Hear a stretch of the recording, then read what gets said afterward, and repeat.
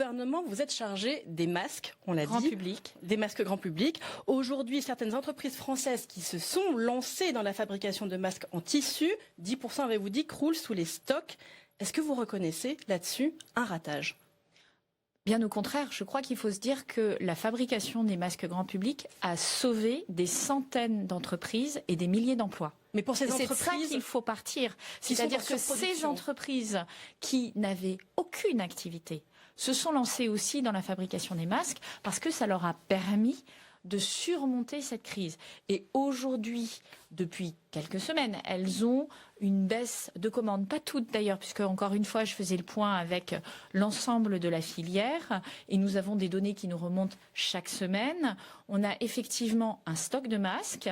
Ces masques, ils peuvent être consommés dans les grandes entreprises, ils peuvent être consommés dans les milieux de travail. Et tout notre enjeu aujourd'hui, c'est de faire en sorte que plutôt que d'utiliser, comme je l'ai vu d'ailleurs ici, des masques à usage unique qui sont en règle générale fabriqués en Chine. Des masques chirurgicaux, comme on dit. Des masques dits chirurgicaux ne le sont pas tous d'ailleurs. Oui, on utilise des masques textiles, lavables, fabriqués en France. C'est moins cher et c'est plus écologique. Est-ce que vous allez flécher la commande publique vers les entreprises françaises ou racheter ces stocks de masques comme vous demandent certains professionnels du secteur ? Aujourd'hui, j'ai lancé une mission avec 2 ambassadeurs justement pour porter cette question de la façon dont on va traiter la filière masque. D'abord parce qu'il faut qu'il reste une filière masque. On parlait tout à l'heure d'un risque de circulation du virus. Il faut être prêt à s'équiper et il faut être prêt à augmenter les productions en cas de besoin. Deuxièmement, nous avons, et je vous l'indiquais à l'instant, des entreprises qui aujourd'hui n'achètent pas de masques textiles, comme l'État. L'État achète beaucoup de masques textiles. Les entreprises achètent plutôt du masque chirurgical.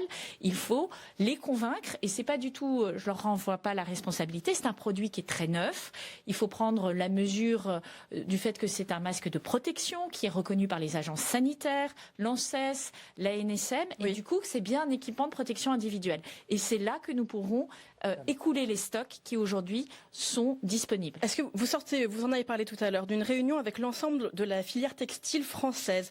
Est-ce que vous avez pris des engagements pour soutenir cette filière et notamment sur la question des masques ? Alors, nous avons, avec Brune Poirson, lancé une deuxième mission, qui est une mission qui vise à construire sur toute l'énergie qui a été déployée sur la mise en place de cette filière masque, parce que c'est un succès, il faut le dire, 450 entreprises mobilisées, plus de 100 millions de masques qui ont été fabriqués en France, d'autres qui ont été fabriqués à l'initiative d'entreprises françaises dans le monde. Et donc ce succès-là, c'est un atout. Et il faut construire sur ça pour développer de l'industrie textile durable. Et c'est tout l'enjeu de la mission que nous allons confier à la filière textile. Et ce que nous voulons, c'est pas seulement des recommandations dans 4 mois, c'est des actes, c'est des mesures qui puissent nourrir les décrets de la loi anti-gaspi de Brune Poirson, qui puissent permettre de mettre en place des initiatives de relocalisation. Mais alors vous disiez 450 entreprises, c'est important comme chiffre. Oui, mais vous parlez de relocalisation.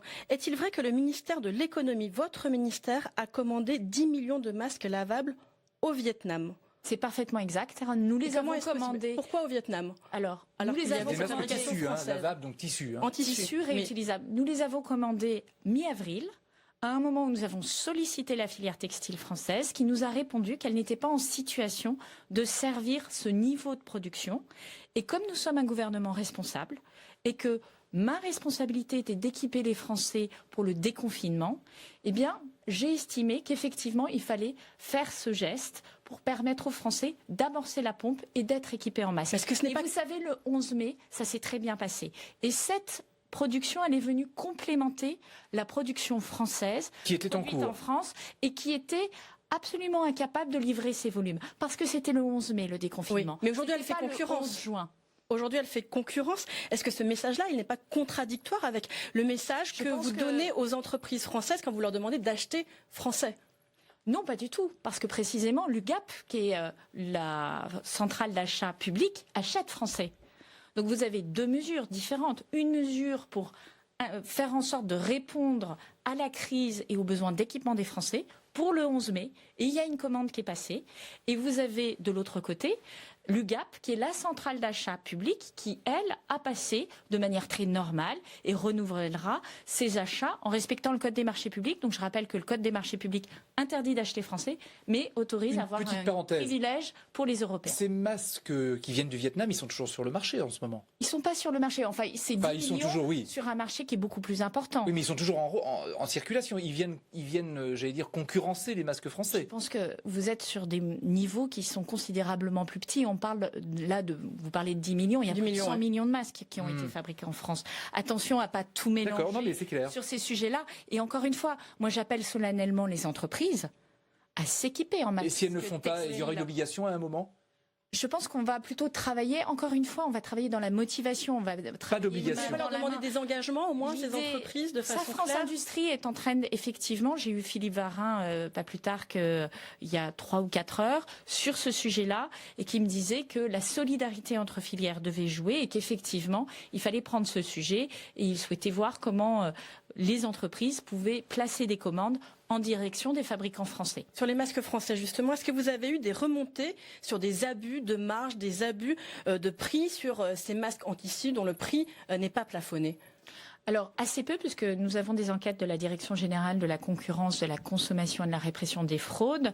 On constate que pour un tiers des masques, on a un prix à l'usage qui varie entre 10 et 30 centimes. Je rappelle que aujourd'hui, un masque chirurgical, vous le trouvez dans le commerce plutôt du côté de 60 centimes et que le prix est plafonné à 95 centimes. Oui. Vous voyez qu'on est très loin de ces C'est plafonné pour les masques chirurgicaux, mais pas pour les masques textiles. Et les masques textiles, à l'usage, sont beaucoup moins chers. Oui, mais vous n'avez pas eu de remontée d'abus sur les... Très peu. Vous avez moins de 5% de situations où on a été amené à faire un procès verbal.